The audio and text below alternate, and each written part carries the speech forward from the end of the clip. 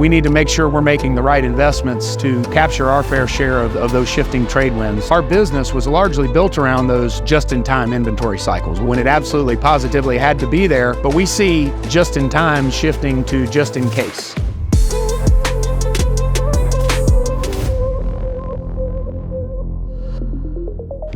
The world's most famous investor, Warren Buffett, has always been an advocate of transportation and logistics. He likes the sector because, as he puts it, it's recession resistant.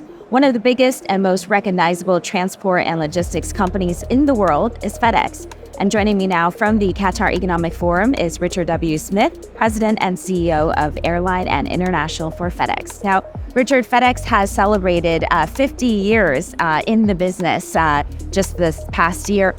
And the company has since grown to become a Fortune 500 company. What is the secret sauce? Well, I think it's a resilient culture that's been there since the very beginning of Federal Express, what's now known as FedEx.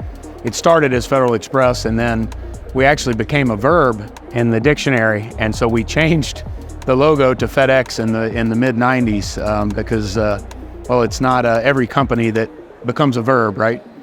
But from the very beginning, FedEx has been an underdog story. So the Arab oil embargo in the early 70s almost killed FedEx in its infancy.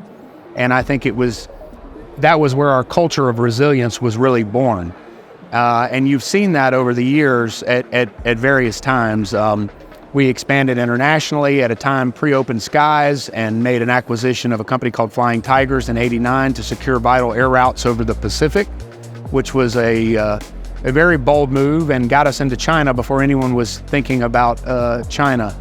In the mid to late 90s, we looked at diversifying our portfolio greatly because our largest peer competitor at the time, UPS, who started as a ground parcel company, had built an airline. And when they were able to bundle air and ground pricing, they could go to rates we couldn't with customers. And we saw that as an existential crisis. So we went out, we diversified our business. We bought the Caliber companies largely for a company called RPS, which was UPS's largest competitor on the ground. And so we were then able to bundle those capabilities, and we've grown that business tremendously over the last 25 years or so. So FedEx has been a scrappy underdog story from the beginning, and I think our culture really plays a very big part of that. From the onset, we've had a PSP philosophy: people, service, profit. And it's a virtuous wheel. You invest in your people, take care of them from a safety perspective and training standpoint. You invest the profits into your people and into their development. They'll provide a superior service by giving greater discretionary effort, which brings you the profits that then you reinvest in the people. So that PSP philosophy has allowed us to be very resilient in the face of great adversity. And I think the only constant at FedEx is change, and that scrappiness is still there today. Let's dive into FedEx's operations. What are they, and what's the importance to the business? Sure. So we're a 50-year-old company, as you pointed out, and I would kind of bifurcate our history into those two periods. The first 25 years was largely, save the Flying Tigers acquisition in '89, it was largely organic growth. And then we entered into the next 25 years, which was this portfolio diversification period where we grew through a lot of acquisitions. So we acquired RPS, a ground parcel company, which became FedEx Ground. We acquired two less than truckload companies that we put together, Watkins and American, that we put together to become FedEx Freight, the largest LTL carrier in North America. We bought a freight forwarding entity, two supply chain companies. We bought Kinko's, which became FedEx Office. So we diversified greatly over that period, but we ran those business units discreetly. We had essentially a mantra or an operating philosophy that said operate independently or compete collectively with one portfolio, operate independently, manage collaboratively. And that was how we ran those businesses. With the advent of e-commerce, and e-commerce representing the majority of the growth, we've now entered into what we call the One FedEx era, where we're bringing those networks together. And it's really the culmination of 50 years of network building through organic growth, through acquisition.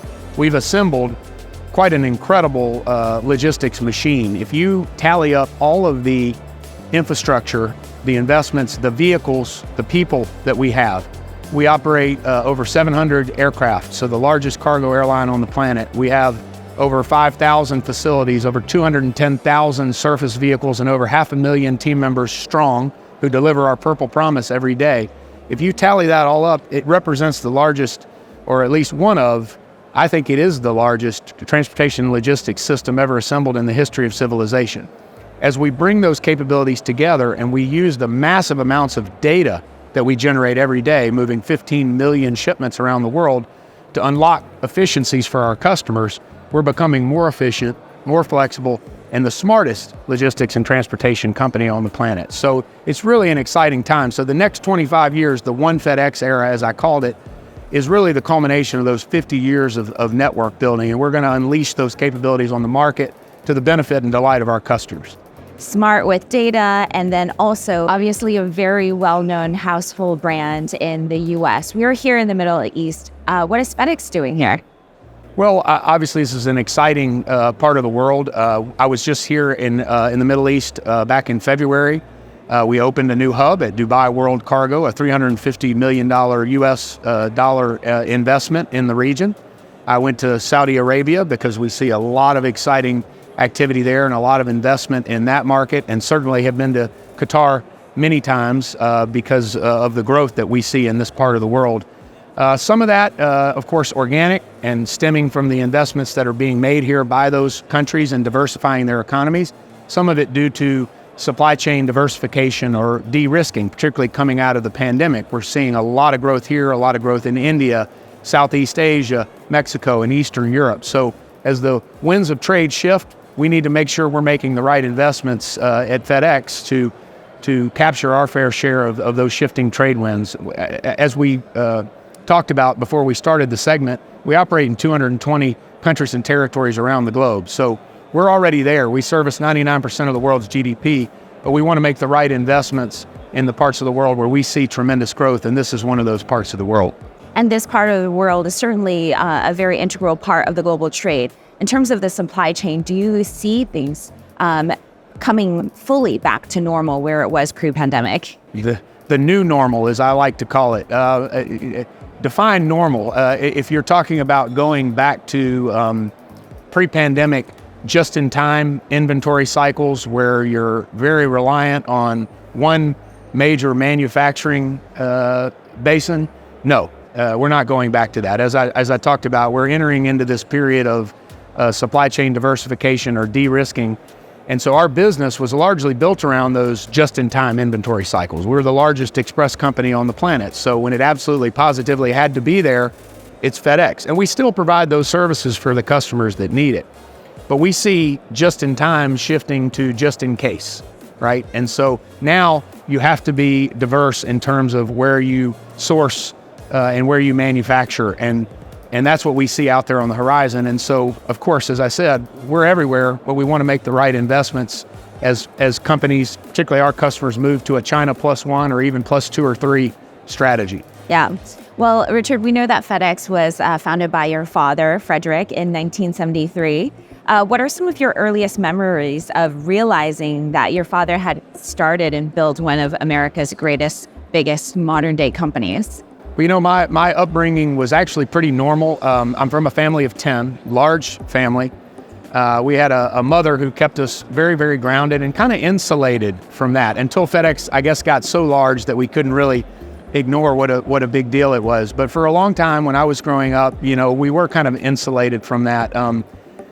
Being the oldest son, I used to go with my father to work when his office was at the Memphis hub, which is a huge node in our network and a very important one. It's our largest hub on the planet. And so I could kind of watch the company grow up alongside of me, or I grew up alongside of it.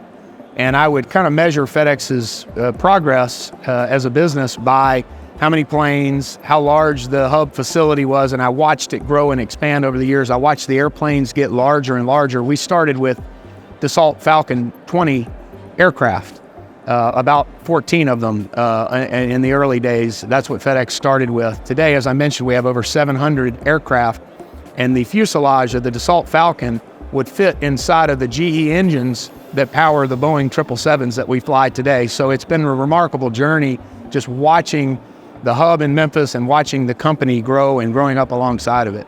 Wow. And what about you? Did you always know you wanted to work for FedEx, given that you spent time with your father? No, I wanted to do anything but. I kind of, growing up from my vantage point as a young boy, I kind of thought what he did looked boring. And so I wanted to do anything but that. Now that I've come into the business, I came in after law school. After 3 years of law school, I kind of used my JD like an MBA, came to work for the company, never looked back. I fell in love with the mission and the people, the team members we have who are just incredible. And, it's become my calling, I guess, to come work for this incredible company. But I fell in love with it, and I realized that I was incredibly wrong about his job being boring. Let's just say I've got 99 problems and boredom ain't one. But we move the most critical commerce on the planet. And so you never know what each day will bring. And when I talk about falling in love with the mission, you never know when you'll get that urgent phone call or an email from someone, a friend of a friend who has an infant that needs an artificial heart delivered to a hospital. And you got to make sure that there are eyes on that shipment from pickup all the way through delivery. And now, of course, we're using artificial intelligence and sensor-based logistics so that we've got positive control of really critical goods like that. So the mission is so important. We carry the most critical things in the world in our network. So I fell in love with it. I've never looked back. And I think some of us got a little insight into how FedEx operates through the movie Castaway, where there is literally a ticking clock. That's it. Every single second counts. Yeah, and that's really our genesis, right? Is that absolutely positively on-time transportation. And as I said, we still believe we're the best in the world at it, and we've got the data to back that up, I think. But as the world changes, right, we're seeing a lot more growth in e-commerce and deferred customer shipping, where it doesn't have to be there so quickly as long as it's there reliably and they can count on it, right? They're willing to, instead of a 1 to 2 day international shipment or an absolutely positively overnight shipment, they're willing to internationally wait 3 to 5 days or 2 or 3 days domestically. So we have a broad portfolio that caters to the needs of all of our customers, from the urgent medical device all the way to e-commerce or deferred air freight. Now, you were part of the U.S. government's COVID-19 task force, where you helped distribute roughly half of the COVID-19 vaccines for the U.S. How did that experience impact you? And did it change the way you think about, you talked about the mission, Yeah. But further to that? It just brought that mission home on a very personal scale. So before the vaccines, actually, we were involved in the movement of PPE, personal protective equipment, into the U.S. and Canada, and ventilators into Mexico. And we were moving these critical equipment, critical supplies, critical PPE all over the world. And we, of course, having the largest cargo airline on the planet, moved more of it than anybody. And I think if you took in aggregate all of that movement of PPE and other medical equipment and supplies, it represents the largest mobilized airlift since the Great Berlin Airlift. And we played a huge part in that. And my sister, I have a sister who's an ER nurse and Naval Reserve medic, and she was deployed to one of the big hospitals in New York when it was the epicenter of the pandemic in the United States. And she said that the nurses there would actually cheer when the FedEx Express driver would pull up with fresh PPE to keep them in the fight. So it was very personal for me. And then obviously, as the vaccine came on and we were tapped to assist with Operation Warp Speed, moving roughly half of the vaccines for the nation, hundreds of millions of doses of vaccine, that was an awesome mission. And it was incredible to be part of it. And it just showed that all the investments we'd made in our network and our infrastructure, in technology, the team members, really came to bear for not just the United States, but for humanity, because we delivered those vaccines to over 50 countries and territories. Operation Warp Speed. What a great name. Yeah. Let's shift gears now to innovation. How is technology, you mentioned data before, but how is that transforming your business? Oh, in massive ways. I mean, obviously, automation and robotics continue to progress, and those are very important for us. But talking about data, we're a data-rich company. We move 15 million shipments every day, so we spin off a lot of data. And now we're able to use that data and kind of weaponize it to make our operations more efficient, or even bring digital solutions and insights to bear for our customers utilizing that data. Our new CEO, Raj Subramaniam, calls it FedEx 2.0. It's the building of a digital solutions business on top of the physical networks that we've spent 50 years building and acquiring. And we're now, as I said, unleashing in this one FedEx mode for our customers to become the most efficient, most flexible, and smartest supply chain on the planet. Well, that's the physical transformation. Raj's vision for FedEx 2.0, which is a brilliant vision and spot on, is to build this digital solutions business on top of it so you can provide those types of services to customers, those types of insights based on that data that we have. And it's really powering everything we do at FedEx, and it is our future, and it's going to be a big foundational part of the next 50 years of FedEx. So I imagine if you were to talk about the biggest priority for FedEx right now, is it this transformation that you're going through, or is there something else? I think it's those two things. I think it's the physical transformation of our networks, the unleashing the full power of the end-to-end capabilities we have, whether that's moving an e-commerce shipment, moving a critical medical device, moving a big palletized skid of freight door to door via our surface networks, through our air networks, through our ramp and hub infrastructure, and back out to the end customer, and doing that incredibly efficiently, being able to offer all those different modes of transport I talked about to the customers very reliably. This one FedEx approach that we're taking, unleashing the full power of the networks we've assembled, is incredibly profound. But on top of that, this digital revolution, this FedEx 2.0, and building the digital solutions on top of it is equally as profound. So I would say those two things are the keys to what's next for FedEx. And let's wrap up with your prediction of the future. So we talked about 50 years already that the business has been established. Let's say the next 20, what does that look like? Well, the only constant at FedEx, I tell my team all the time, is change, right? So, everywhere you are, there's FedEx, and we plan to be there for the next 25, next 50 years, no matter what the world brings. So as we see a lot of protectionism out there, we see supply chains shifting to adjust with it, FedEx will be there adjusting right along with it and modernizing our business and adapting and getting more efficient, more flexible, and smarter through the power of our data and using things like AI to really power our business into the future. So everywhere you are, there will be. Oh, great. Thank you very much, Richard. A big thank you to our special guest, Richard W. Smith, President and CEO of Airline and International for FedEx. Thank you for being on this special edition of I See Your Trade at the Qatar Economic Forum. And thanks for tuning in to episode 12 of I See Your Trade, season 4. I See Your Trade is brought to you by IC Markets, a leading high-performance trading provider. Trade up to IC Markets.